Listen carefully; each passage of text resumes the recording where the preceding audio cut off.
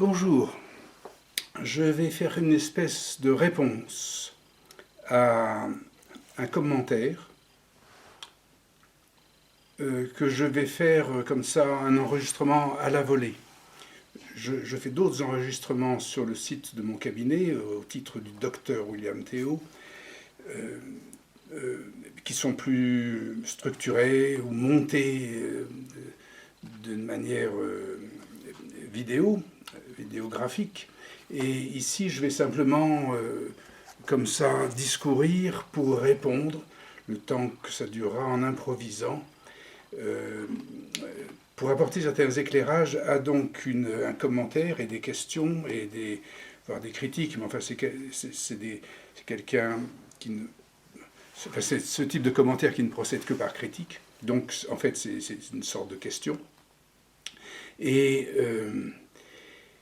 sur un point crucial, qui est celui du nom que l'on peut donner pour qu'on puisse en parler, pour qu'on puisse l'imaginer, à ce qui nous gouverne de savoir collectif. La démocratie, c'est le savoir collectif qui gouvernerait. Mais c'est trop technique, si on peut dire, mais on ne sait pas comment ça s'appelle, ce nom. Et d'ailleurs, la personne qui pose le commentaire dit bien « Qui peut bien être ce nous qui nous interpelle, ou qui interpelle, hein, ce nous, cette connaissance, ce savoir, la gnose, le savoir collectif ?» Et elle demande « Qui peut bien être ce nous ?» Parce qu'on a toujours imaginé que le collectif était comme une personne.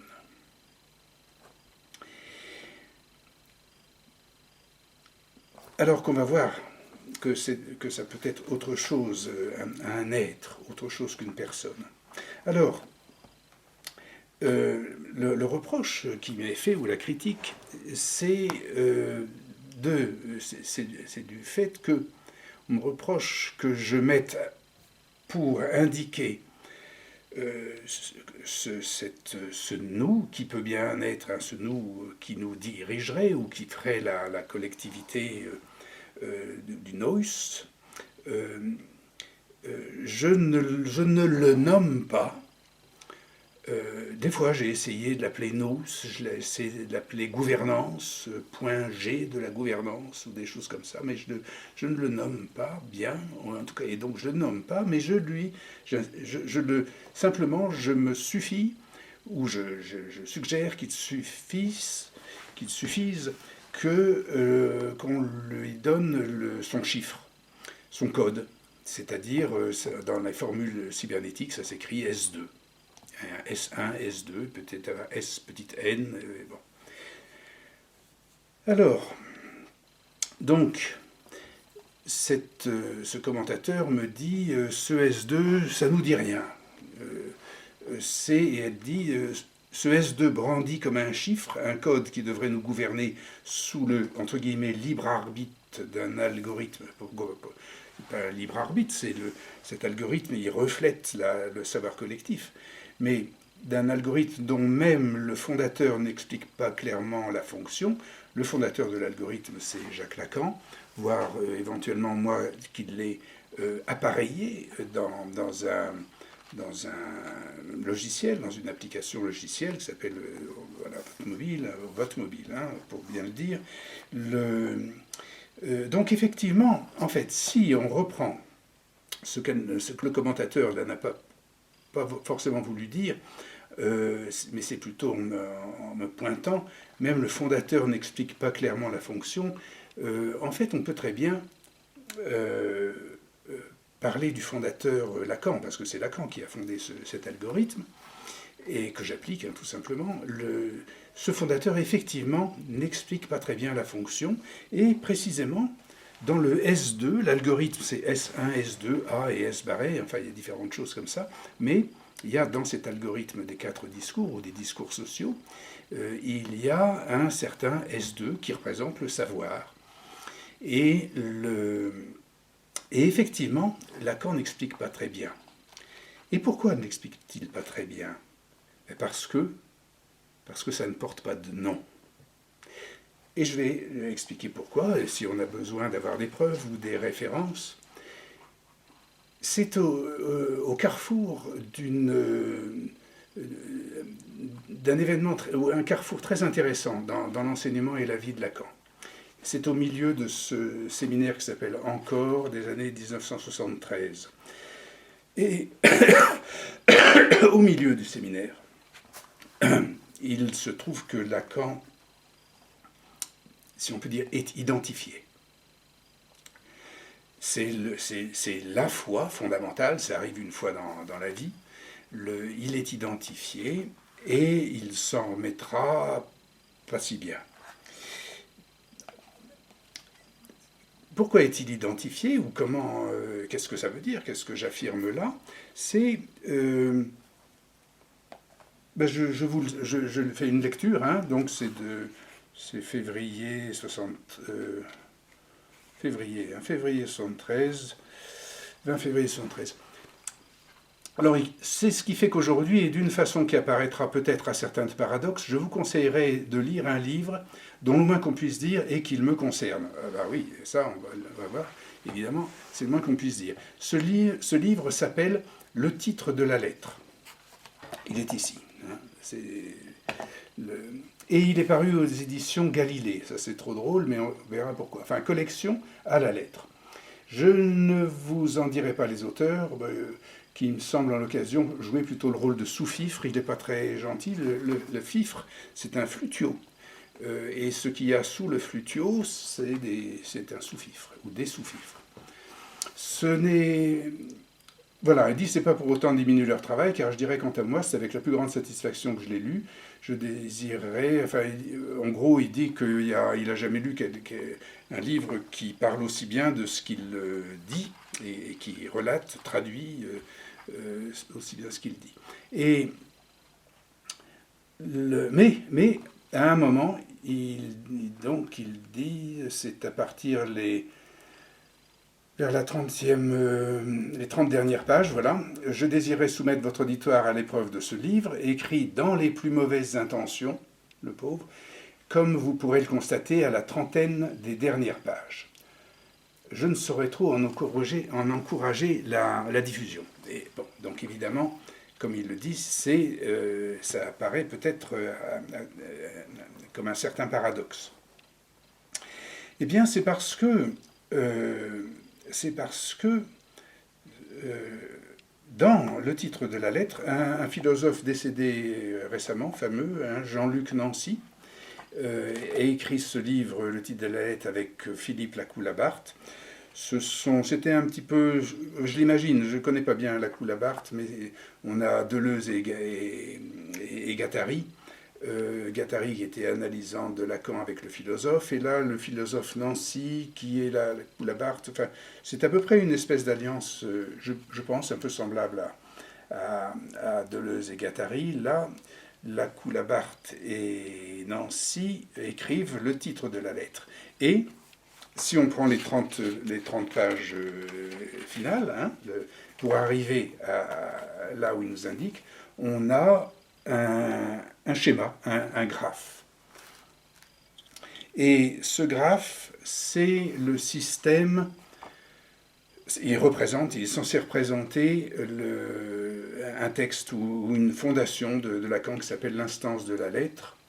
Et sur ce graphe, Nancy et Lacoue-Labarthe décrivent l'instance de la lettre selon des cycles, des orbes, qu'ils comparent aux orbes coperniciennes, et la référence en est faite aussi, donc que Lacan, auquel Lacan rattachait la mémoire, si on peut dire, de Freud, l'association de Freud et son geste copernicien. Donc ici, Nancy présente Lacan faisant le geste lacanien, c'est-à-dire en décrivant un système comparable à un système astronomique ou astrologique. C'était à la période entre l'astrologie et l'astronomie. Alors, ça fait très longtemps que j'ai étudié ça. On verra en détail à quel astronome ou astrologue, c'est cette fonction. Donc Selacou, Labarthe et Nancy identifient Lacan par ce geste et à ce moment-là, Lacan est inscrit dans l'histoire, il est déjà inscrit dans la psychanalyse, qui s'inscrit dans l'histoire, c'est-à-dire dans la psychohistoire, selon un certain titre, ou un certain personnage, ou un certain être, ou une certaine personne, qui fait que, voilà, Lacan identifié. Et c'est pourquoi, ensuite, il va en rajouter, il va les retraiter de sous-fifre. Parce que, mais, à ce moment-là, quand il y revient,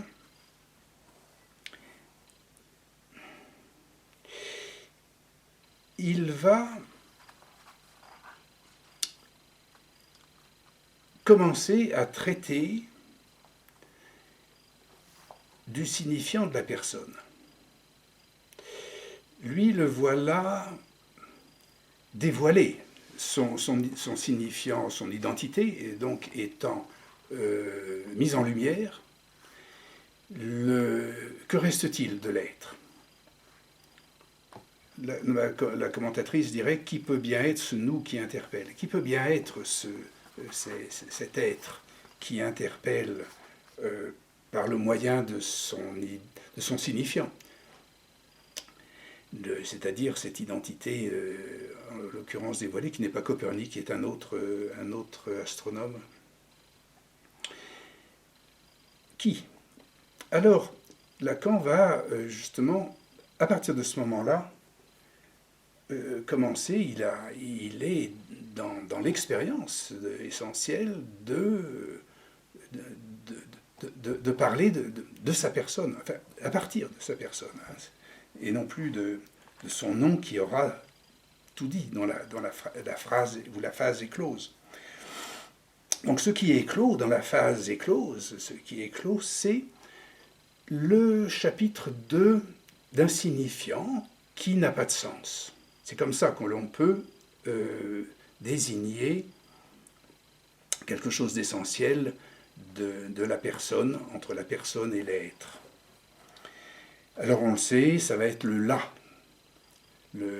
qu'il va opposer ou mettre en comparaison avec le signifiant phallus, qui vaut pour tous les signifiants, si on peut dire, tandis que le là, c'est le seul signifiant qui n'a pas de sens. Donc voilà, c'est écrit, hein, là,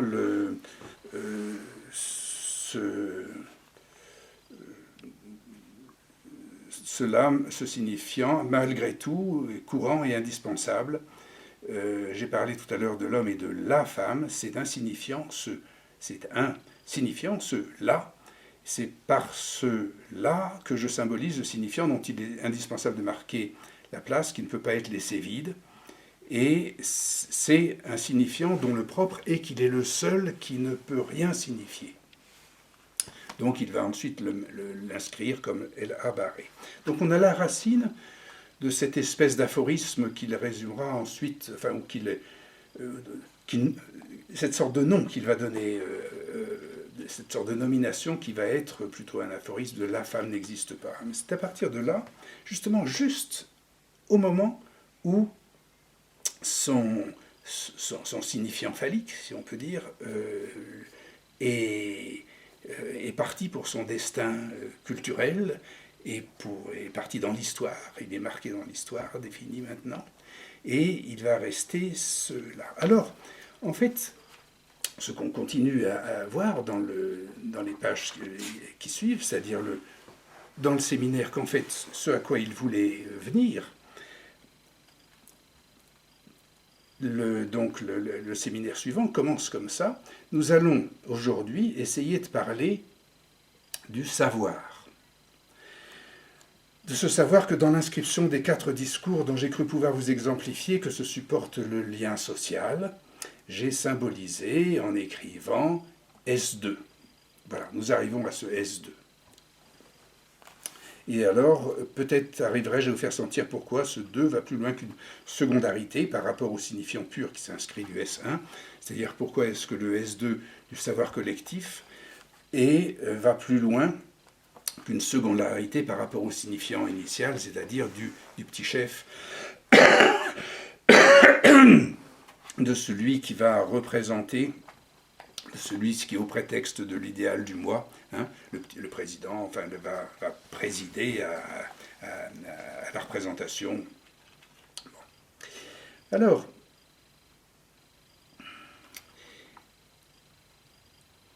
vous avez tout de suite noté, je le suppose, enfin, où j'ai bien marqué et exprimé le fait que c'est à partir du moment où Lacan introduit, par le moment de son histoire, introduit l'expression par le signifiant qui n'a pas de sens, qui ne peut rien signifier, qu'il va ensuite nous parler, comme on dit, du savoir, du S2. Or ça, c'est au milieu du bouquin. Hein.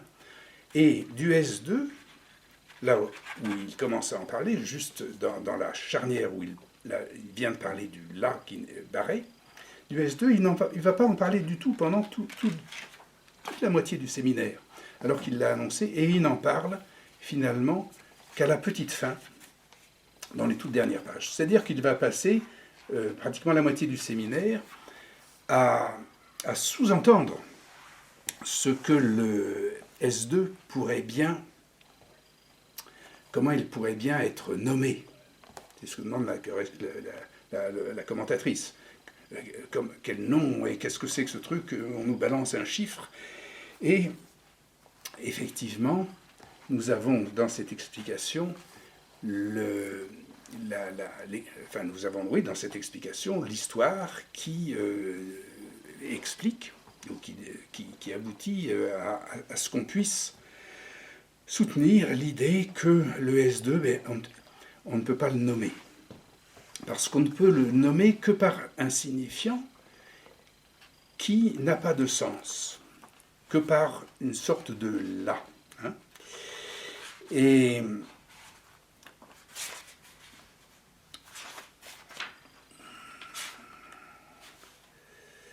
un signifiant qui ne peut rien signifier, qui n'a pas de sens ou qui ne peut rien signifier, ce sont les termes exacts.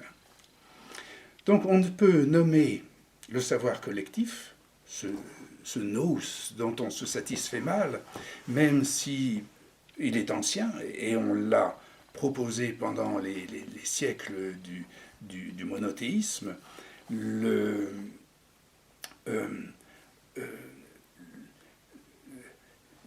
comme il satisfait mal, il a mal fonctionné, ou en tout cas il est épuisé dans son usage, il a atteint sa limite fonctionnelle, et actuellement, nous n'aurions de terme que quelque chose qui ne peut rien signifier, pour pouvoir parler du S2. Parce qu'effectivement, si le S2 reste un chiffre, on ne peut pas l'inscrire dans le langage. Ce n'est pas un mot, c'est un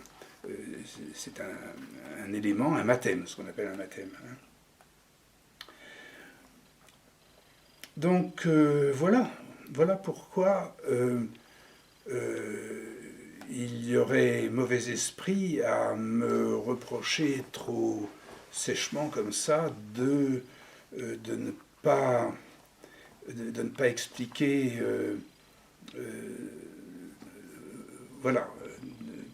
de ne pas en dire plus sur... Alors, le fondateur ne s'explique pas clairement sur la fonction du S2. Hein. Le S2, quand Lacan, à partir de ce point crucial, va tenter d'en parler, il s'agit du savoir collectif, du savoir de la science, etc. Donc on voit qu'il n'en parle pas, mais il va beaucoup parler de ce qui ne peut rien signifier, ou signifier tout, ou ne pas tout, etc. Mais quant au savoir, il ne va aboutir à la fin qu'en dire deux, trois mots. Il fait un jeu de mots, S2D apostrophe EUX, que je parle. Ah oui, exactement, comme si vous êtes dans une communauté gouvernée par votre mobile, c'est-à-dire par le chiffre S2, S2D apostrophe EUX, que vous êtes conduit, si ce n'est pas un président qui va vous gouverner, SE, c'est-à-dire les autres que vous, du groupe, qui vont vous gouverner. Donc il fait un petit jeu de mots là-dessus, et il n'en dit pas beaucoup plus, pour finalement arriver à la toute fin, où il écrit une succession, je ne sais pas si vous la voyez là, une succession de S1 qui aboutissent, qui finissent par un S2. Là, il est à 10 minutes de la fin de son séminaire, de ce séminaire encore, et il demande si ça aboutirait pas à un S3, mais c'est-à-dire que Lacan n'explique pas du tout clairement la fonction en fait de ce S2. Alors on le sait maintenant, il ne peut pas l'expliquer parce qu'il n'a pas l'appareil. Il n'a pas l'appareil qui va le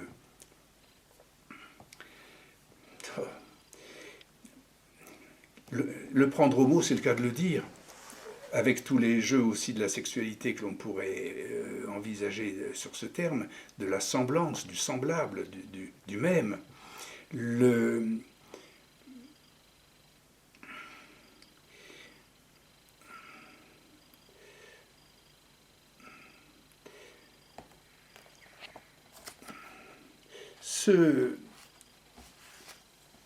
Ce S2 n'est pas non plus la femme, c'est pas la société matriarcale ou la mère première, ou même le savoir de la mère qui gouverne. Moi-même, là, ici, je montre là où je m'échoue, puisque je n'aboutis pas à conclure mes phrases ou ma phrase.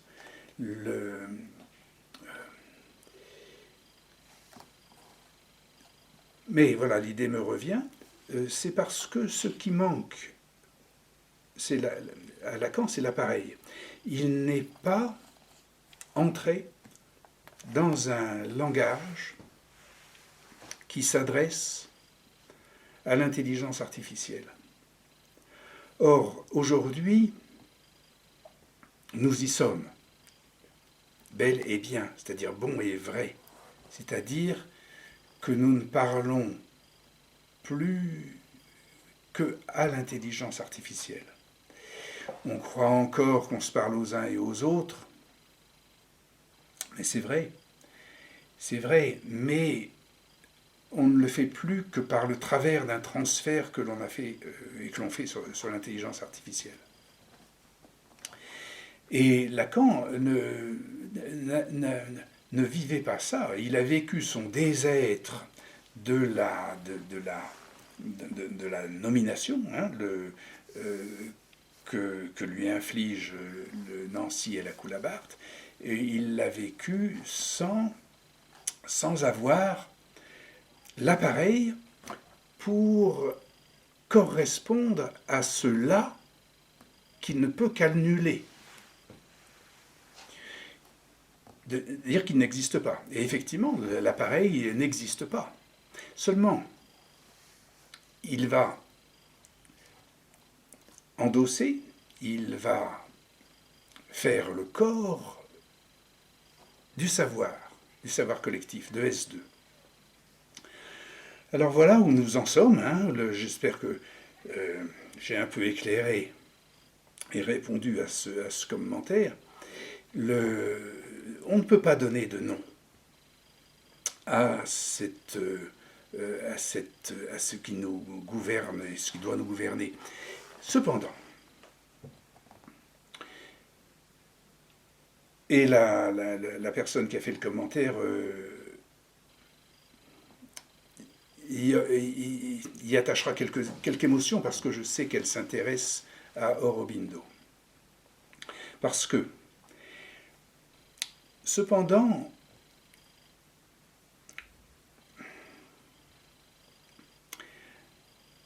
si on ne peut pas nommer la gouvernance, et le nom que l'on emploie, ça va être comme là pareil, c'est-à-dire donc le même de ce qui ne peut pas donc avoir de sens. Mais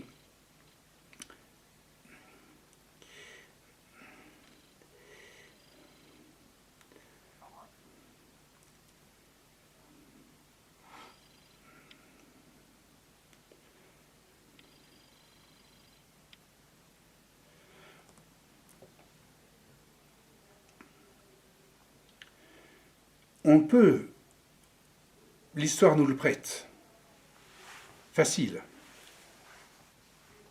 On dira que c'est comme une, que c'est là comme une. Et c'est facile et c'est honorer l'histoire. Et on y reviendra.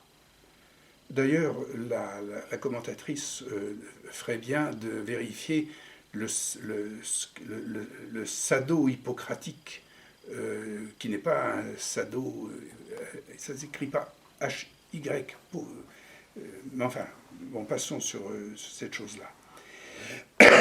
C'est en effet le marquis de Sade qui aura été celui qui garantit notre savoir que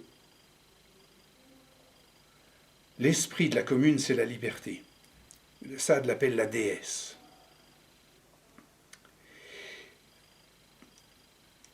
Et ceci dit, c'est-à-dire parlant rapidement de ce mot qui en fait est forcément impropre, de ce nom, la commune, qui va pas mal, qu'on peut bricoler comme ça, mais ceci dit, ce qui apparaît à ce moment-là, à partir du moment où on utilise Aurobindo et la notion qu'il introduit, lui, dans l'histoire, son histoire à lui se termine en 1950, il introduit cette notion dans la première moitié du XXe siècle, et il l'introduit de manière aussi très intéressante. Je ne vais pas en passer là une autre demi-heure à déchiffrer le lien de la mémoire et de l'être psychique, mais c'est un être psychique qui est introduit avec le supramental selon Aurobindo, mais en tout cas qui fait l'être du vote mobile. Donc, si vous avez un groupe, si vous êtes dans un groupe, si vous voulez le former et le vivre autrement que dans l'ère passée, effectivement de ce que Sade dénonce, hein, c'est-à-dire le sadisme républicain, si vous voulez vivre dans la démocratie informatique, cybernétique, à ce moment-là, si vous avez un groupe que vous voulez faire vivre, ou dans lequel ou avec lequel vous voulez vivre ce mental cybernétique, à ce moment-là, votre mobile en sera l'être psychique. C'est la manière la plus résumée dont je puisse parler de ce qui n'a pas d'autre nom. Bien sûr, l'être psychique n'a pas de nom, et là on entre dans toute la théorie du grand autre, etc. Eh bien, j'espère que j'aurai été utile à quelque chose, et à une prochaine fois.